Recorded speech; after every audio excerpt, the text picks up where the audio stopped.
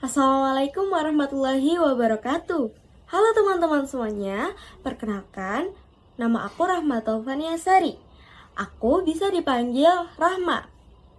Nah, di video kali ini kita akan belajar mengenai peristiwa G30S PKI. Sebelumnya, teman-teman udah pada tahu belum sih apa itu G30S PKI? Oke, kita belajar sama-sama yuk. Pada hari ini, tanggal 4 Oktober 1965, kita bersama-sama dengan mata kepala masing-masing telah menyaksikan suatu pembongkaran daripada penanaman jenazah para jenderal kita di Lahanan Jenderal dengan satu perwira pertama dalam suatu lubang sumur lama.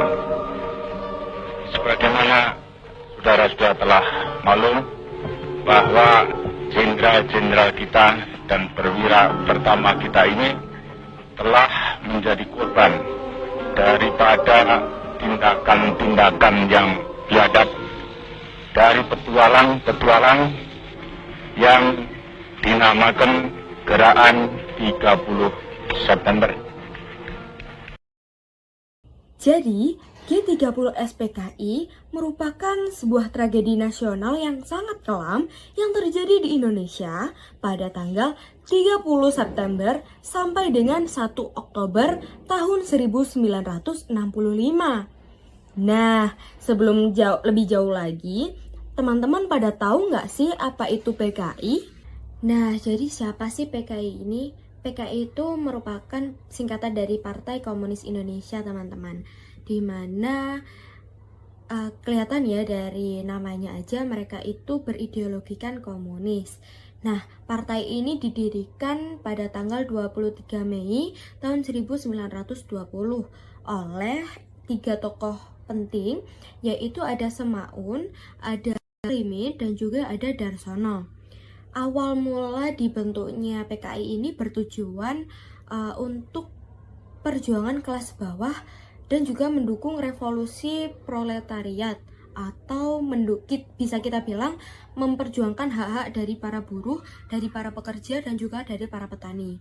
Nah, seiring berjalannya waktu, PKI itu mendapatkan pengaruh nih yang signifikan dalam politik di Indonesia, terutama setelah kemerdekaan pada tahun 1945, dan di mana PKI itu banyak mendapatkan dukungan dari para buruh dan juga para petani dan para pekerja lainnya. Hal itu yang semakin memperkuat adanya PKI dalam politik Indonesia, teman-teman. Nah, sebenarnya apa sih tujuan atau suatu hal yang melatar belakangi terjadinya peristiwa G30S PKI ini? Jadi pada awalnya tahun 1960-an, Indonesia itu berada di dalam situasi politik yang gak stabil nih teman-teman, di mana Presiden Soekarno itu menerapkan sistem demokrasi terpimpin yang berusaha mengakomodasi berbagai kekuatan politik termasuk PKI. Nah, dalam praktiknya, demokrasi terpimpin ini hanya berfokus pada pengendalian politik, di mana pada saat itu Presiden Soekarno berperan sebagai pemimpin yang otoriter. Ia mengedepankan ideologi sosialisme yang dipadukan dengan nilai-nilai Pancasila sebelumnya nih teman-teman.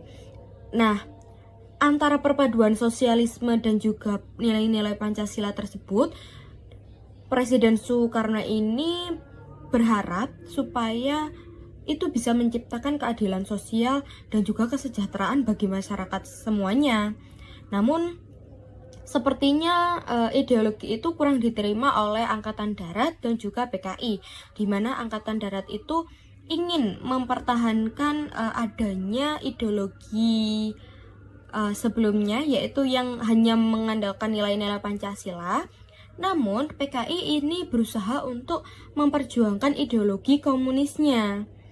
Nah, ketika itu PKI didukung oleh para buruh dan juga para petani dan juga para pekerja yang lainnya. Nah, sedangkan Angkatan Darat pada saat itu merencanakan adanya kudeta pada Presiden Soekarno dikarenakan mereka tidak setuju oleh ideologi yang disampaikan oleh Presiden Soekarno tersebut. Maka PKI ingin melindungi Presiden Soekarno dari kudeta tersebut dan terjadilah peristiwa G30 SPKI tersebut. Oke, kita akan masuk ke dalam kronologinya ya teman-teman. Dimana tadi PKI kan ingin melindungi Presiden Soekarno dari kudeta ya teman-teman. Nah, peristiwa ini itu terjadi tepat pada malam tanggal 30 September tahun 1965, di mana ada sekelompok militer yang tergabung dengan PKI itu menculik dan juga membunuh jenderal dari Angkatan Darat, di mana jenderal tersebut terindikasi oleh PKI mereka yang mencetuskan adanya kudeta pada Presiden Soekarno. Nah, seperti yang saya katakan di awal tadi, PKI itu mengklaim bahwa tindakan yang dilakukan itu semata-mata untuk mencegah kudeta yang direncanakan oleh para Dewan Jenderal ini, yang dimana itu dianggap sebagai ancaman terhadap pemerintahan Presiden Soekarno. Nah, kalian pasti ketika mendengar nama G30 SPKI tidak jauh-jauh dengan adanya kata lubang buaya. Nah, benar sekali tuh teman-teman. Setelah penculikan para jenderal ini, para jenderal tersebut itu kemudian dibunuh dan mayatnya dibuang ke dalam lubang yang sampai sekarang kita kenal dengan adanya nama lubang buaya tersebut yang berlokasi di Jakarta. Nah, itulah yang menjadi salah satu peristiwa kelam yang terjadi pada sejarah di Indonesia ini teman-teman. Oke, kita akan lihat bagaimana sih gambaran para jenderal itu ketika ada di dalam lubang buaya teman-teman. Berikut adalah gambarnya.